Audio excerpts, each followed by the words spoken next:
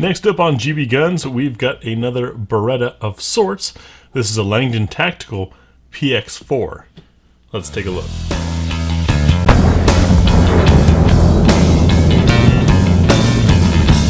The Px4 is kind of one of those guns that came out and then somehow didn't get all that much attention.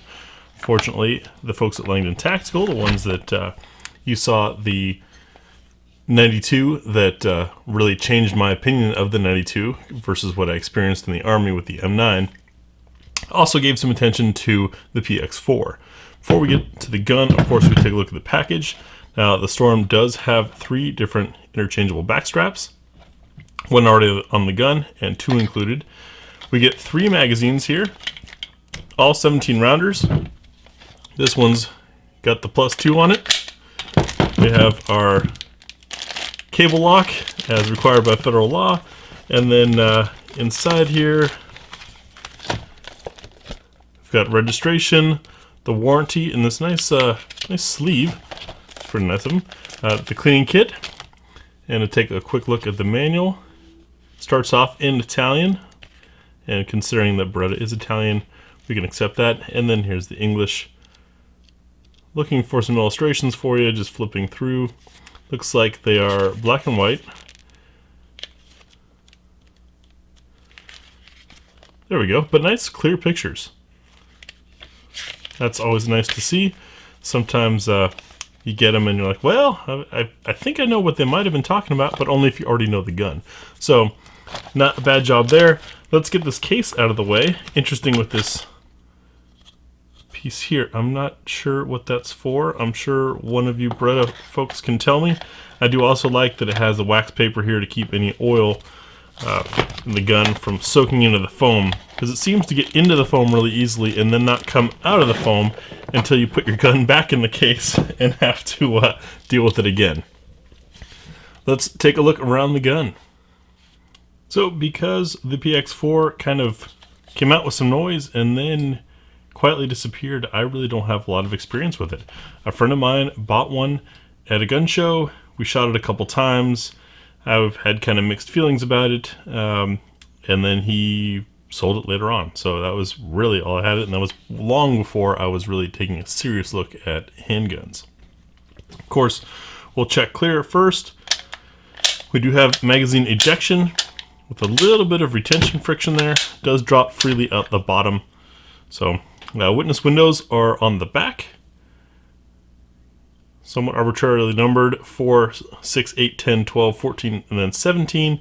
And then it's safe to assume that this is a little bit of a plus up on the bottom. We can look inside and we can see that the chamber is clear. Now, one of the things that makes the PX4 different is, like the Graham Powers, it has that rotating barrel. The rotating barrel in the Storm does function a little differently than the system in the Graham Powers, and we'll take a look more at that once we get inside the gun. So, starting off on the business end, and before I get another person commenting about pointing the muzzle at my face, if you think I'm filming this with my eyeballs, I'm not sure this is the right channel for you. So, slide to frame, we have some play. There is both vertical and side to side.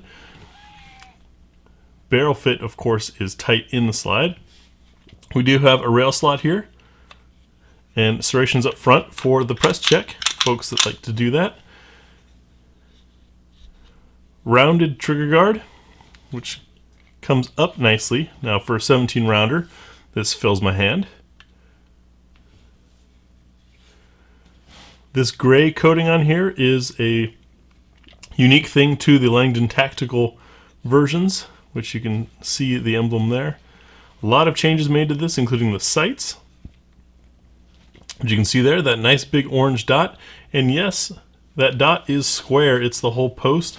But you know what? That really grabs your eye, makes it a lot easier to get on target with it, as well as gives you just more glowing surface. And if you're like me and you like to shoot precisely from time to time, that's done by lining up the top edges of the sights, not dots. So sometimes like a fiber optic up there, which is great for quick acquisition, can be a little too bright, and then you can't really tell where the top of it is. And for at least for grouping, that can be difficult. So this is a nice in-between. We can see that the levers here have been reduced. These are decockers. They don't stay in the down position to give you the double action, single action option. That's one of the Langdon Tactical jobs done to it, as well as these Talon grips, which give you somewhat of a rubberized texture. We've got an extended magazine release. Show you it pops out there.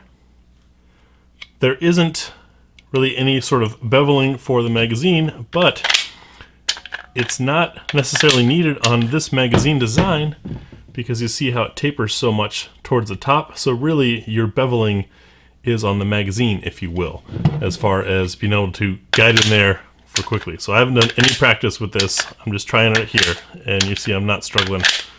Coming in at odd angles, kind of smacking the edge of the magazine, the corner of it, on the frame of the gun, and then push, and that taper on the magazine will guide you in. So don't worry about that too much. No knobs or finger grooves, which some people like, some people don't. Since my fingers generally don't fit any finger grooves that come on guns, I appreciate that there aren't any on this. Do have a little bit of a step here in case you need to rip a magazine out or one gets stuck somehow. Beaver tail sticks out enough to protect the hand. Slide is fairly high. I think that was one of the criticisms folks had of these, was that it seems like a high riding gun. In fact, there were some insults at the gun shop as this came out because the slide looks so thick. I'm going to wait till I shoot it to see how that feels, because if it's one thing that I've noticed with these rotating barrels is it makes for a much smoother shooter. Reason being is you notice the barrel is just coming straight back and pivoting. It's not slamming back downward and then stopping a downward movement to then get picked up and forward. And that, if you've ever had a barrel that didn't fit well in a typical Browning action like a Smith & Wesson or a Glock, or maybe it was really dirty and it was kind of sticking, you can feel those stick points and it shifts the gun in your hand. So with these rotating barrels, the slide moving forward and rearward is the only momentum that's shifting in the gun, which can make for a much smoother shooting experience. Speaking of smooth, to take a look at that trigger pull, I believe that trigger pull sensation is more important than weight. I'd rather have a great 12-pound than a gritty 3-pound. In the single action, we have spring resistance take up to a wall and a very close break. That's something you get with hammer fired that's hard to find on strikers just because there's too much that has to move in there. To take a look at our double action, which starts further out. Had one little slip point in there. Didn't happen that time. Or that time. Maybe I'm being overly sensitive about it. To take a look at reset.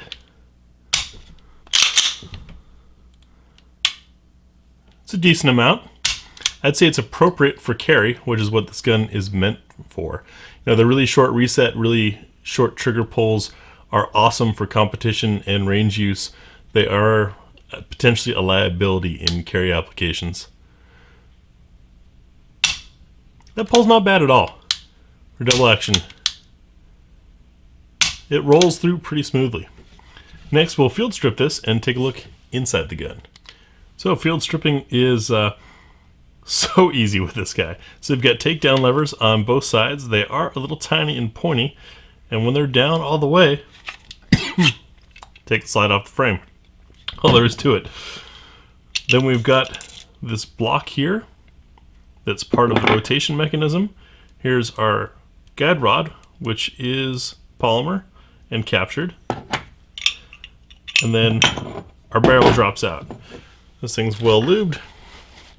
Dry off some of it before I end up getting oil everywhere. And take a look at this barrel and rotation mechanism.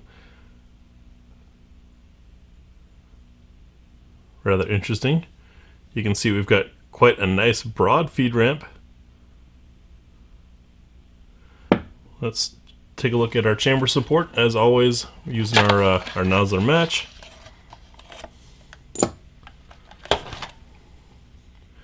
And we can see we've got a little bit of exposed. No, it's pretty much all the way in there. Yeah, that looks fully supported. For those of you not in the know on the support versus unsupport version or debate, since Glocks previously didn't have supported chambers, the idea is that if you've got hot or reloaded ammunition, especially if it's not once fired brass that you know the condition of, a thin wall, anything like that, that any blowout is going to go out the unsupported side. So that's the barrel. It's got bluing on it. This is a used gun, so of course it's got some wear marks on it. Kind of a neat pattern there, since you can tell that the barrel rotates instead of there being front and rear chattering. Bit of a target crown on the edge of the barrel there. Here's the block and that cam that slides. Speaking of slide, taking a look inside the slide, we can see that Langdon coated this inside and out, and unnecessary metal has been removed. That's our drop safety plunger there. Nice long extractor. Everything looks about the grade that we would expect from a brand like Beretta. And here is the frame. You can tell we've got metal inserts inside there for the rail. And that is one heck of a beefy ejector. If to also settle a debate while we're at it on pistols and ejectors. Pistols don't actively eject like on an AR-15 where there's a spring-loaded rod that pushes. Now there are exceptions like the Desert Eagle, of course, but when people talk about weak ejection in handguns, it's usually not the gun. It's the result of the ammunition or the spring or there being too much friction, because it's not an active process. The back end of the casing is brought back, hits this guy, and that's what kicks it out as the slide continues and tries to pull the round beyond that point. That pushes the side of it and flings it out. So that should hopefully put any of that to bed. Interesting setup. Let's see if I can get it all back together. Of course, this is going to go through our What's for Dinner test, which will include a variety of loads from 65 grain up to 165.